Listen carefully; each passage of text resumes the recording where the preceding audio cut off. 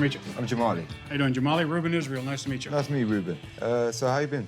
Good, good. Welcome to America. Yeah. What do you think of America? I like it. Do you really? Yeah. What do you think of our free speech in America? In terms of what? We get to speak against Islam. We get to call their prophet Muhammad a pedophile. We get to speak against what God thinks about a homosexual. So we're going to try to, show you a little bit about free speech in America. Yeah, you think I need to be taught some stuff? Absolutely. Absolutely. Yo! Alright, shit's about to get real. What's going on? I'm happy to be here, I guess. I mean, I ran out of money on the first season, so I had to do it again. I don't like talking to Nazis, but I need the money. I'm fucking poor. Do you know what I like about, in the second season, it really looks like I've become arrogant now. I'm like, I need gold everywhere. This is second season Jamali. The first season Jamali is dead now, so I hear.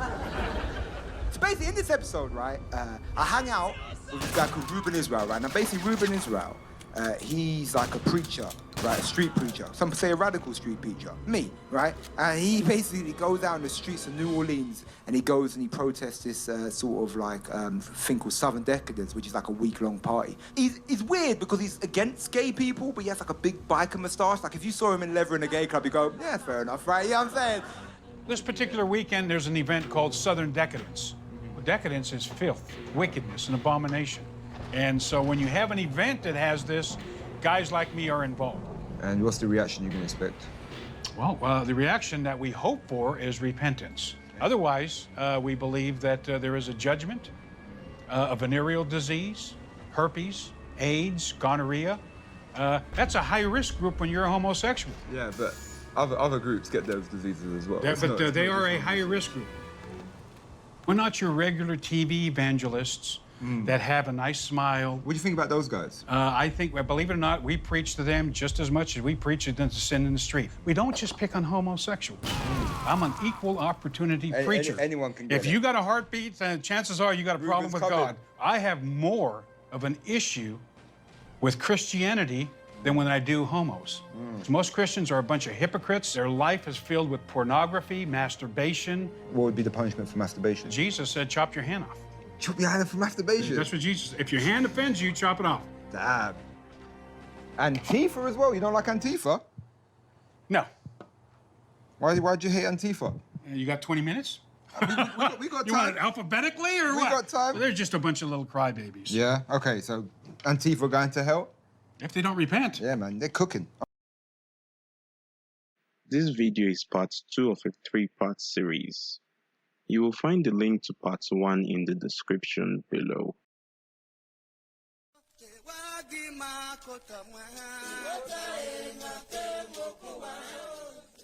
After the banishment of Ogisio-Owodo, there was a power tussle amongst the noble chiefs and the Edion-Were for who to inherit the throne.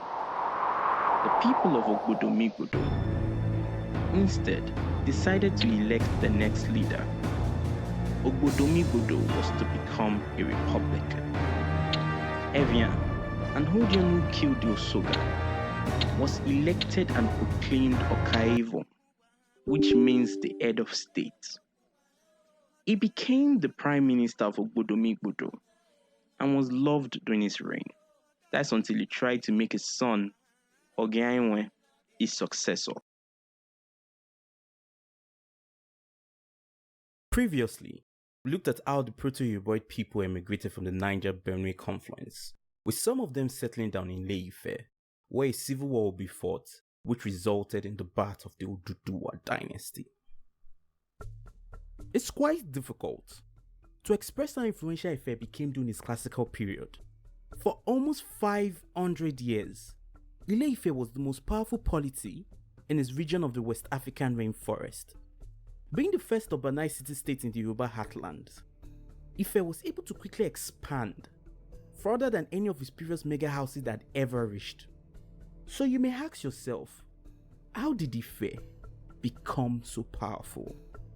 The simple answer lies in what Akinwumi Ogundiran termed knowledge capital, which is how Ife was able to use its technological advantage to outcompete and outmaneuver other polities, to export its culture, religion and ideals, to dominate the consciousness of the Yoruba people for centuries to come.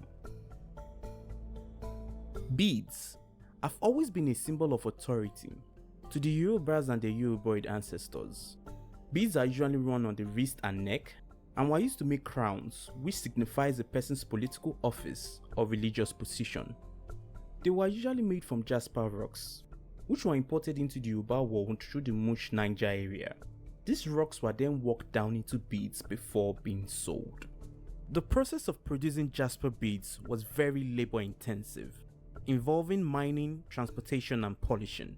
This process took several months, which made jasper beads very rare and gave them a high social and economic value. The possession of these beads was literally the embodiment of authority, and as centralized polities proliferated the region, so did the demand for jasper beads increase. By the 11th century, Ife began marketing its locally produced glass beads to its neighboring polities, especially the blue seji and red diachronic glass beads, as symbols to validate kingships. This destabilized the supply of jasper beads into the region. Ife has succeeded in hijacking and making itself the sole means of validating authority. With time, Ife beads became the spiritual essence of a sovereign. This gave it the ability to promote a new social order, where glass beads were essential for envisioning and legitimizing power, authority, and institutions. Additionally, different Yoruba backgrounds into a standardized pantheon, gaining religious reference status in the process, a concept known as the Yoruba community of practice. This video is, and I had people waiting on that one. So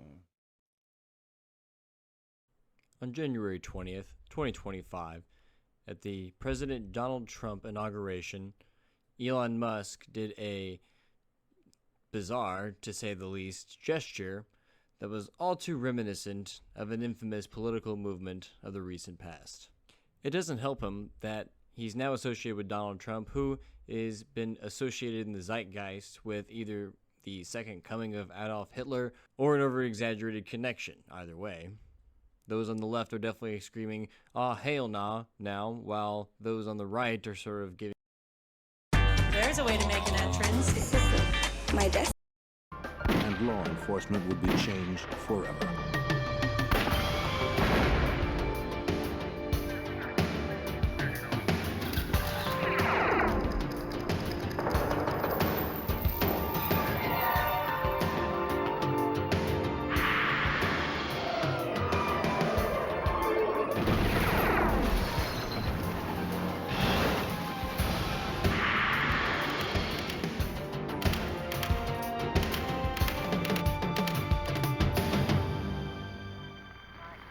In Miami, a gang of robbers targeted banks and armored cars. They carried assault weapons and weren't afraid to use them. They struck during the day and sometimes twice a day. For a while, they seemed unstoppable. I'm Jim Kallstrom, former head of the FBI's New York office. We knew that to stop these criminals would require stealth, ingenuity, and perhaps a little luck. No one expected to become one of the bloodiest chapters in FBI history. Miami, Florida, 1985. To FBI agents, it seemed a city under siege. Each week, there were 3 to 5 bank robberies. Kidnappings, major drug deals, and shootings were everyday occurrences. But just when it seemed things couldn't get any worse, a new breed of outlaws hit the streets and turned the Miami crime wave into a war.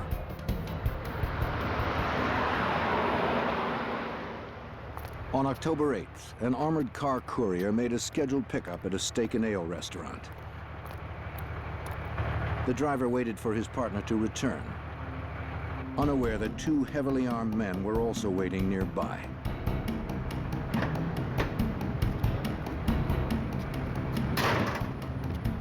As the guard approached the rear of the truck, the gunman advanced with military-style precision. Hold it! Come out! I can't. Open the door! Tell him to open the door! Tell him to open the door! driver refused to open his door. He drove away following company policy.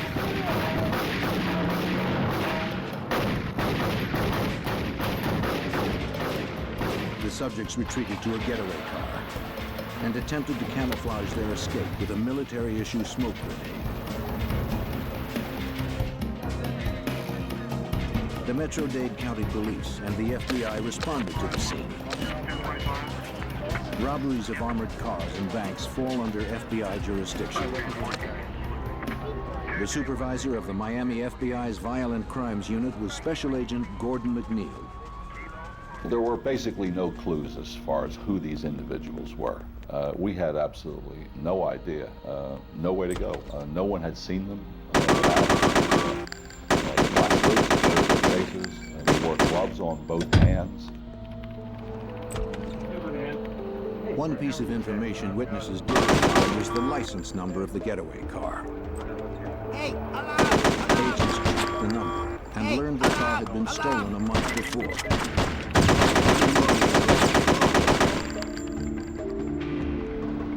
The robbers had escaped with only $2,800.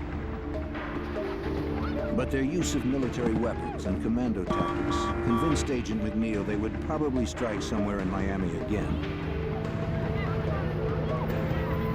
But where and when? The answer came just 8 days later. At a busy supermarket on South Dixie Highway, another armored car arrived to make a scheduled pickup. A courier returned to the truck with several money bags filled with cash and receipts.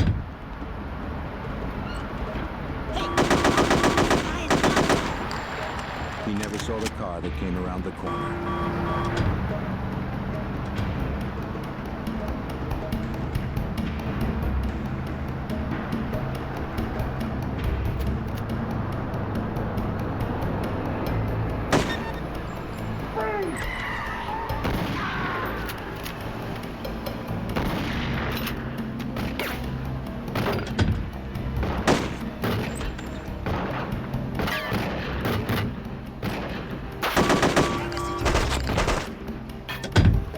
Escaped empty-handed. Metro-Dade Police and the FBI quickly responded to the alarm. 6 Adam 31, 1097. These men were clearly not afraid to use deadly force.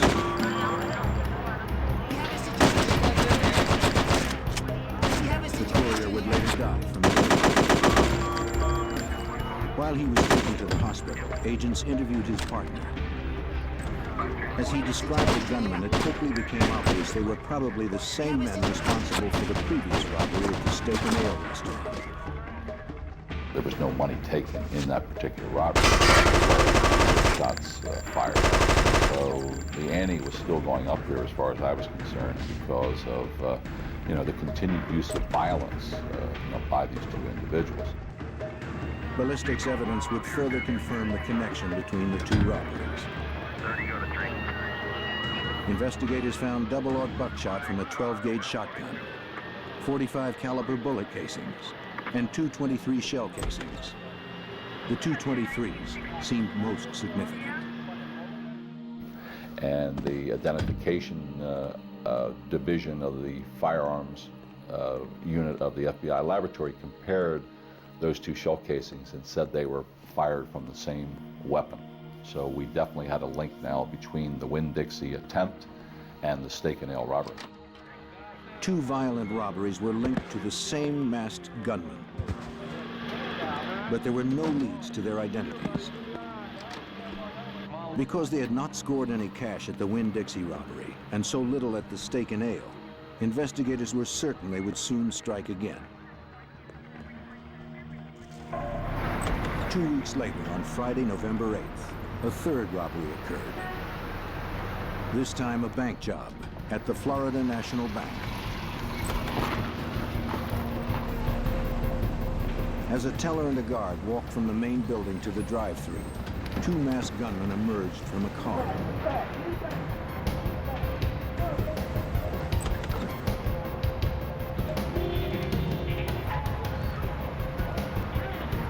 At gunpoint, they ordered the teller to open the door to the drive-thru. Get it open now. She tried to comply, but there was a problem with the key. Hurry up. Stalled in broad daylight at a busy intersection, the gunman aborted the robbery and fled with only the $10,000 the guard had been carrying. Within minutes, local authorities and the FBI Violent Crimes Unit responded to the scene of the crime.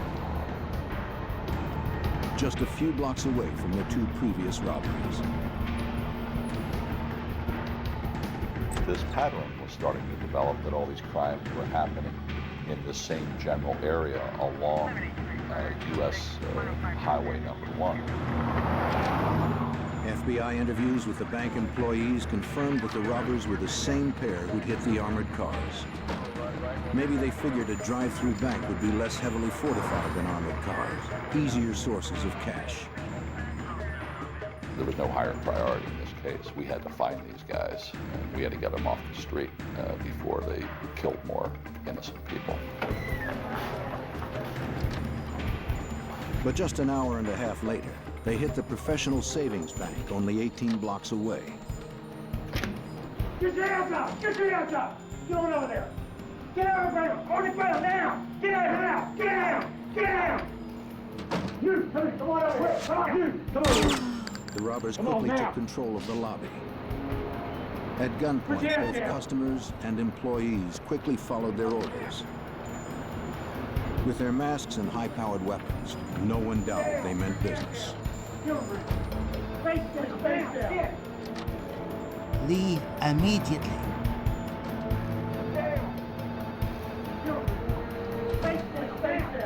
This time, they scored big.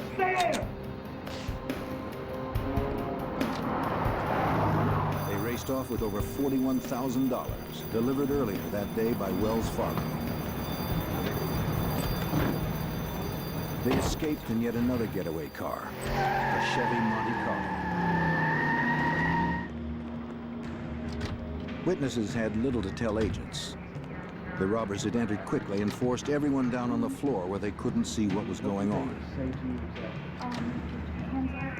But since the men had actually been inside the bank this time, perhaps the security cameras had captured them on tape. Agents were soon disappointed to learn that the cameras had somehow malfunctioned and nothing had been recorded. It was the fourth robbery in 6 weeks. The heavily armed robbers were looting banks and armored cars in broad daylight. The witnesses in these cases indicated that they felt that these people looked like true professionals. The way they walked, the way they talked, the way they carried the weapons. And I truly believed up until when we finally found out who they were, that we could very easily have been dealing with police officers here or very recent ex-military.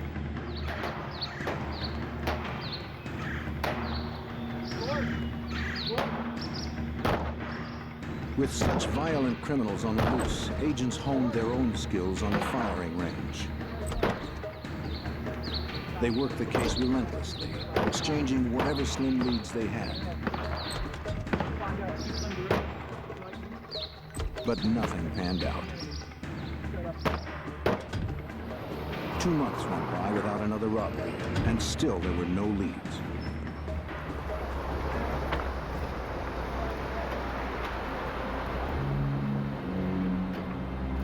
On Friday, January 10th, 1986, William Roberts prepared to make a transaction at the Barnett Bank, just as an armored truck was unloading outside. He looked up from his checkbook and watched as 2 masked robbers shot the guard in the back. As the guard lay on the ground, one of the gunmen shot him twice more.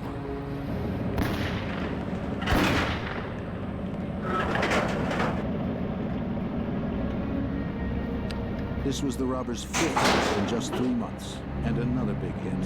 They fled with $54,000.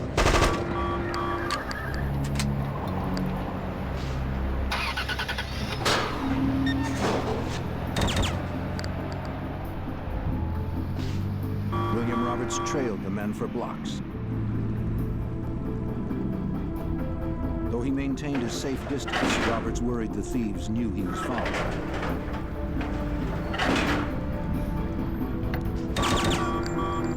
Still, he stayed on their tail and noted their license tag and car model.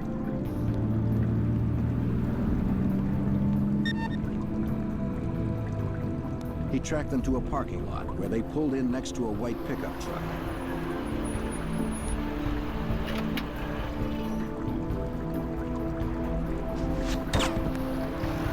Roberts parked across the street and continued to watch them.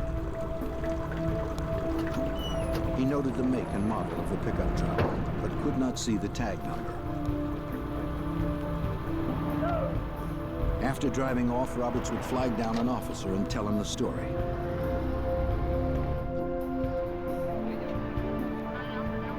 The FBI responded to the scene and interviewed bank employees. They found several .223 rounds, later determined to be fired from the same weapon used in the first two robberies. Nearby, FBI agents examined the getaway car the robbers had left behind. But William Roberts was the star witness. Thanks to Roberts, the FBI had the first big break in a 3-month string of violent robberies. A check on the license tag of the getaway car revealed the car was registered to a man named Aureliano Brielle. Agents prepared Just the to man pay I've him a been visit. looking for. Jeez, am I glad to see Since the you. car had never been I'm reported halfway stolen, dead here. they suspected So, Brielle was how did involved you end the up in this crimes. mess? I tried to unlock the safe in the guards' quarters, They but I don't dressed have the for safety. combination for it. I think one of the girls on the second floor knows the combination. Let me help you out of here.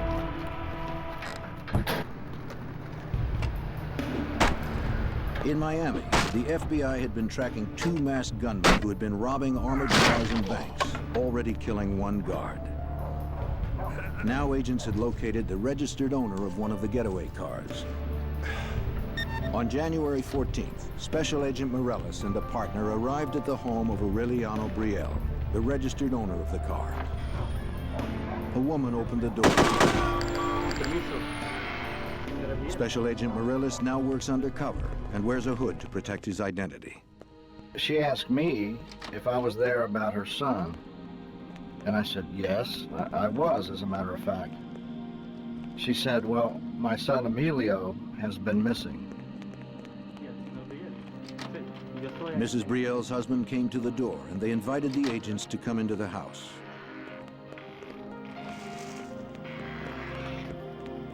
Mr. Brielle explained that his son Emilio had disappeared 3 months ago with the family car, which he borrowed to go target shooting in the Everglades. The Brielles had filed a missing persons report, but heard nothing. They had hoped the agents brought news of their son. But both the Brielles and the agents would be disappointed. The FBI knew nothing of the young man's whereabouts. And as the interview progressed, Agent Morales grew certain the Brielles knew nothing of the robberies. The conclusion at the end of the day was that the Brielle family was not involved. They were victims. Their car had been stolen and their son was missing.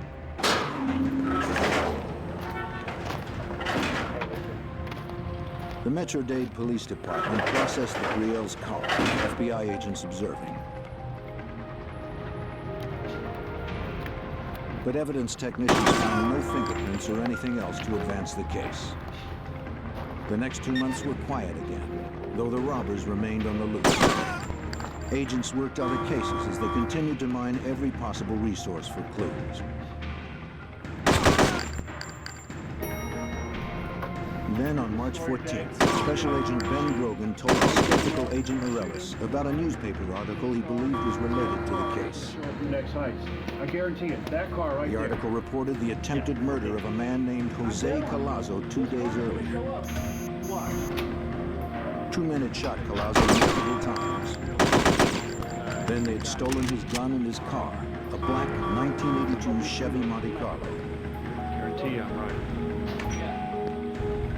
Grogan swore that the vehicle would be the bank robber's next getaway car. perpetrators. While it seemed to some agents nothing more than a hunch, they respected Grogan. Car disappeared. Shot him 4 times. The arm, through the face. At 53, he was a career agent with 25 years on the job, including time as a SWAT team leader. Is he still alive? Yeah, he got up, walked a mile and a half to a convenience store, made a His colleagues called him the doctor because he could do jobs no one else could do. So they took a chance on his hunch.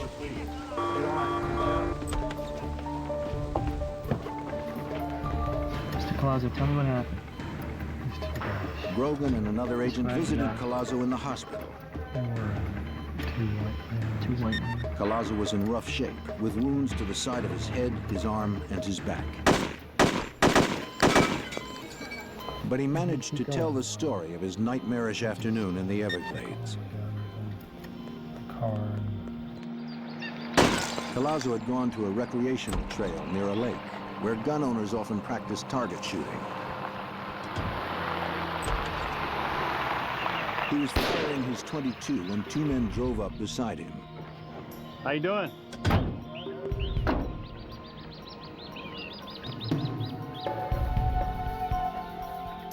The driver pulled a gun on Collazo, Hold up, shut up. who somehow had the presence of mind to identify it as a steel blue Magnum revolver. Most venerable visitor. He pegged the other I man's have been rifle as a Ruger expecting Mini you. 14.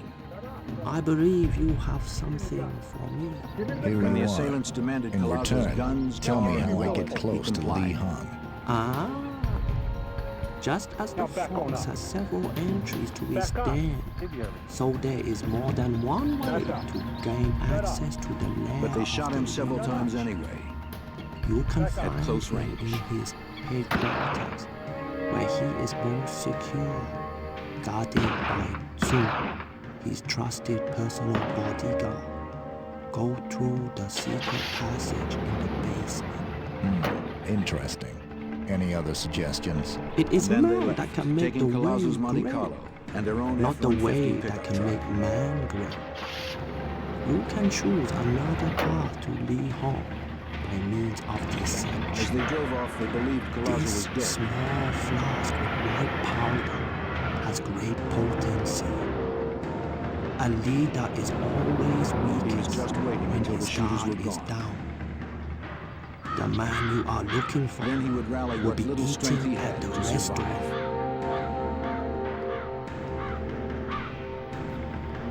Collazo had to make a decision as to whether he would try to live or just lay down and die. And Collazo said he chose to try to live. So he picked himself up out of that lake and walked almost a mile after being shot 3 times to seek help.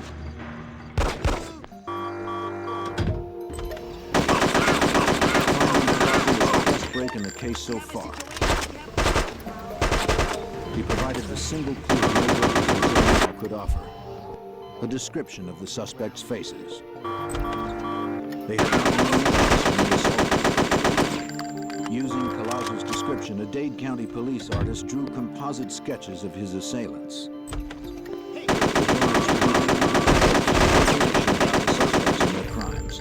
Plus the warning that both men were heavily armed and extremely dangerous.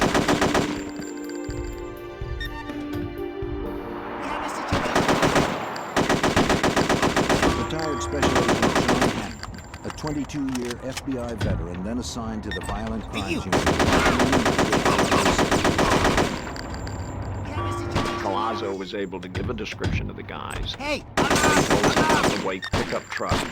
He was shot in the same general area as we thought Emilio Brielle had disappeared. In the coming days, agents stepped up their efforts. They conducted a grid search of the streets crossing South Dixie Highway in the vicinity. We got the agents together. After I told them what I had on my mind, they looked at me like I was crazy. But I said, I want you to go down between 88th Street on South Dixie Highway and 185th Street and come up with any license numbers on a Ford F-150 pickup truck. Something just told me in my gut. Perhaps, who knows? We're trying to make our own luck. What is it, 1,000,000 to 1, 10 million to 1? I don't know. But they came back with the license numbers of 10 white Ford F-150. Computerized checks of the license numbers would reveal the owners' names. Agents would then request driver's license photos from the Department of Motor Vehicles. Perhaps if Collazo saw the photos, he could identify the truck's owner.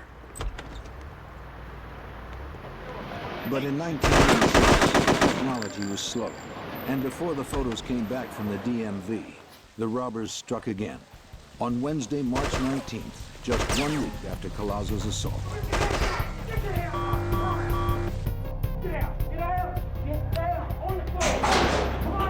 The thieves hit another bank in South Dixie Highway.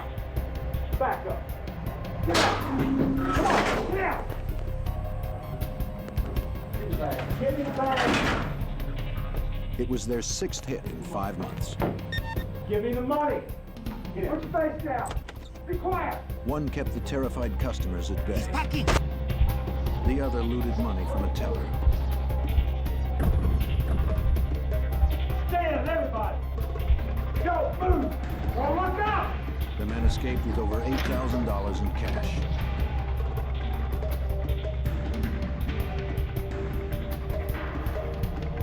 As customers and employees recovered from the assault, an off-duty customs official who had seen the robbers flee called police. He'd noted the make of the getaway car, a black Chevy Monte Carlo, and the tag number, NTJ 891. Just as Agent Grogan had predicted, it was Jose Collazo's car.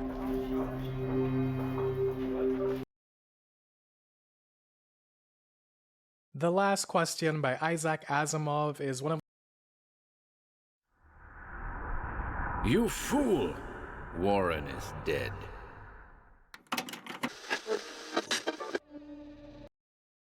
Sponsored by NordVPN.